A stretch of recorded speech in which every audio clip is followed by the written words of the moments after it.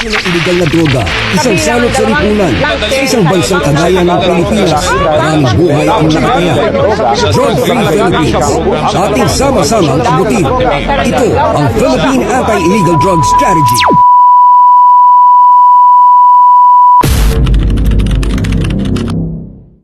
The topic we use is drug awareness. So why drug awareness are important?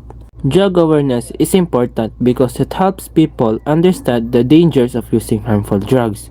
Many people, especially young individuals, may try drugs because of curiosity, peer pressure, or lack of knowledge. However, drugs can damage a person's health, affect their thinking, and harm their future. By learning about the risks and consequences, people can make better choices and stay away from dangerous substances. Drug awareness also encourages individuals to live healthy lives and support others in avoiding drug abuse.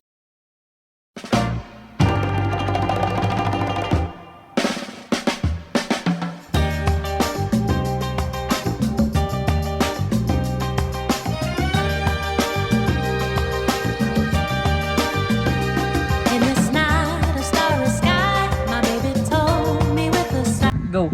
Hello guys! Welcome to our podcast. Ang podcast kung saan pinag-uusapan natin ang mga real issues na nakaka-apekto sa mga kabataan ngayon.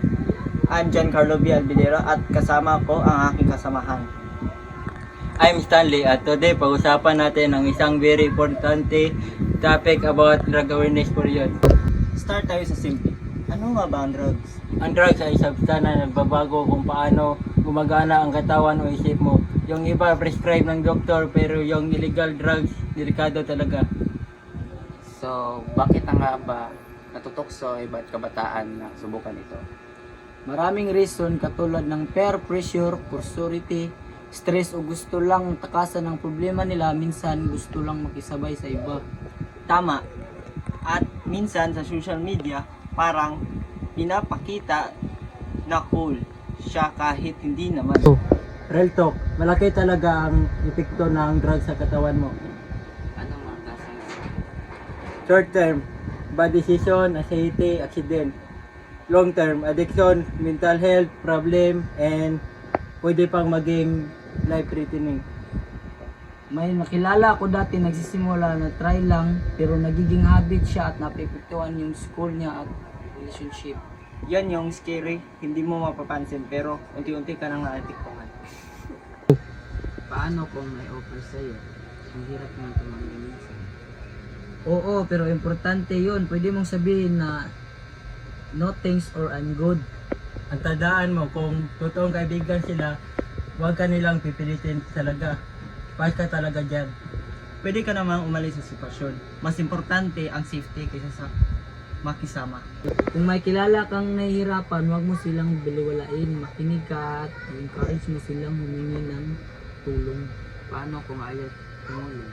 Hindi mo sila mapipilit, pero pwede mo sila i-guide.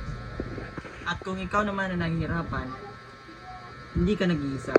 Ang paghingi ng tulong ay hindi kahinaan, kalakasan yun. Sa huli, ang choice mo ang mag-shape ng future mo. In the end, deserve mo ang healthy at mapagandang future. Huwag dapat itong sirain dahil lamang sa droga. Stay informed, stay aware, at wag matakot tumanggi. At tandaan, proud dapat tayo sa magiging drug-free. Hello guys, welcome for another podcast. Chikahan! Ako si Giancarlo Bialbidera. At ako si Stanley Sitier. And today, pag-usapan natin ang isa pang topic sa ating drug awareness. Yes, importante ito, lalo na mga kabataan, sa mga taong naapektuhan ng droga. At ngayon, kasama natin si Brian Mangubat at mag-share siya ng kanyang experience. Hello, ako si Bry. At dati ako nulong sa droga. Nagsimula ako sa curiosity hanggang na naging habit na. Ano yung naka-effect sa'yo noon? Una, akala ko okay lang, pero paulunan, nawala ako ng direksyon. Nasira ang relationship ko sa pamilya ko at pati health ko. Ang bigat talaga nun. Buti na lang nandito ka ngayon. Oo, mahirap, possible. Magbago kailan lang ng support at lakas ng loob ko. At guys, narito rin, kasama natin si Nadine. Hello, Importante talaga ang awareness. Maraming tao ang napapasok sa droga dahil sa pressure, problema o kakulangan sa gabay. Ano po ang pwede gawin ng isang taong nahirapan na? Una, aminin sa sarili na may problema. Pangalawa, humingi ng tulong sa pamilya o kaibigan. Pero mas importante talaga na humingi tayo ng tulong sa ating mga magulang. At ito ang mas malaga sa lahat. Totoo yan. Ako nagsimula lang sa pag-open up. Hindi mo kailangan harapin mag-isa. Sa mga nakikinig ngayon, hindi pa huli ang lahat. Yes, importante ang buhay mo. May chance ka pa magbago. At sa mga hindi naapektuhan, umiwas tayo. Mas mabuti ang prevention kaysa sa pagsisisi. Kung kaya magbago, kaya mo rin. Marami pong salamat sa inyong dalawa sa paghahatid at kaalaman tungkol sa ating drug awareness. And hello again everyone. Here is the last part of our chikahan here in the podcast about drug awareness. At kasama natin ulit si Stanley para sa podcast na ito. Hello everyone. Another chikahan ulit dito sa ating podcast ng bayan. Let's start kay Kuya Nader. Nader, paano ba connected ang drug sa crime? Stanley, maraming crimes ang related sa droga. Katulad na lamang ng thief, robbery at violence. Kadalasan, ginagawa ito para makakuha ng pera pambili ng droga. So, hindi personal problem kundi safety issue din. Yes, damay ang buong community. Nawawala ang peace and order kapag lagnat ang droga. Brian, bilang community volunteer, ano bang napapansin nyo?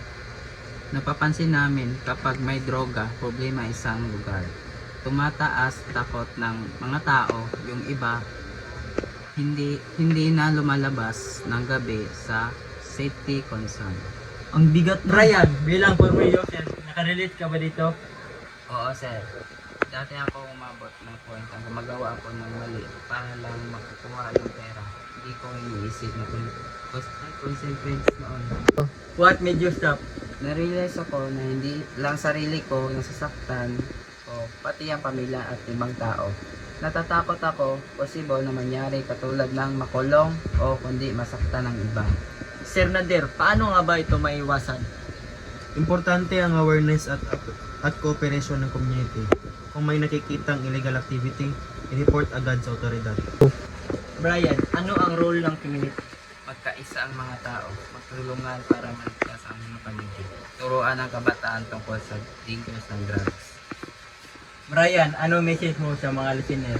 Huwag ninyo hintayin na umabot kayo ng punto. Magsisisi kayo ng drugs. Can lead you to wrong decision. Sir, Stay informed and stay away from illegal substances. Brian, Be part of the solution, not the problem. thank you everyone. Tandaan na ang drugs ay hindi lang personal issue, kundi problema ng buong lipunan. Stay safe and be aware.